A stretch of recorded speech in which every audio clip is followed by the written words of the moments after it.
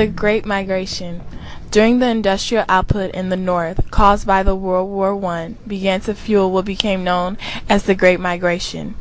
In the course of the Great Migration, millions of blacks migrated from the South to the northern cities in pursuit of better economic opportunities.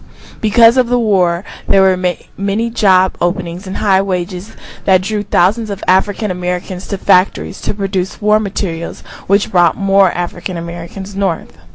Approximately 7 million African Americans out of the southern United States came to the northern cities in search for the promise the North had offered.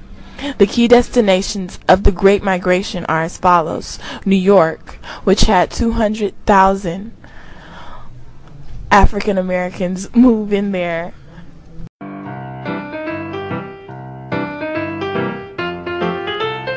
On January 16, 1920, the Great American Bender came to an end when the Volstead Act was signed into law and became the 18th Amendment to the Constitution. So began the Great Prohibition era, brought on in part by a decades-old grassroots temperance campaign organized largely by women that had already succeeded in banning liquor in 25 states. Now the entire country would go dry.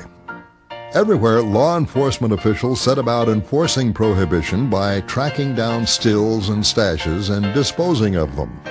Throughout the country, raids were made on bootleggers' hideouts, and cask after cask of bathtub gin were hacked open by eager police. Unfortunately, prohibition had many unintended consequences. For one thing, it divided the country between dries and wets, those who supported or opposed the 18th Amendment.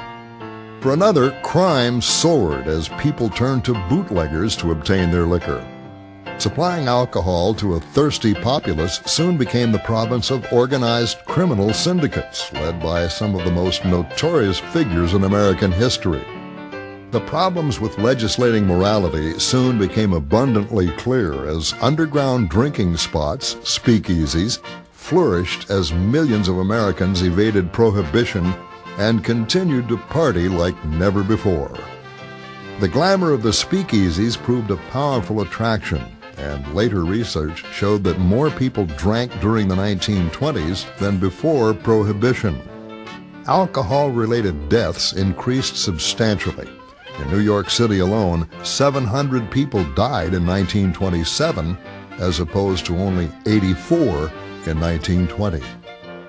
Along the coast, rum fleets took to the sea to run booze past Coast Guard patrols and the rest of the Prohibition Navy, which was allowed to shoot first and ask questions later.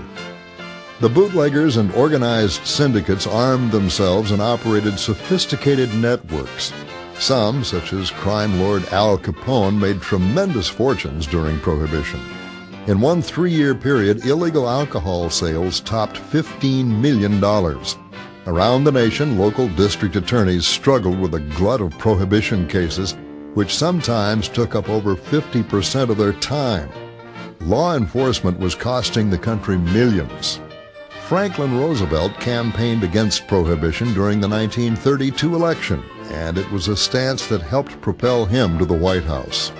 Finally, in December of 1933, the United States admitted failure and repealed the Volstead Act.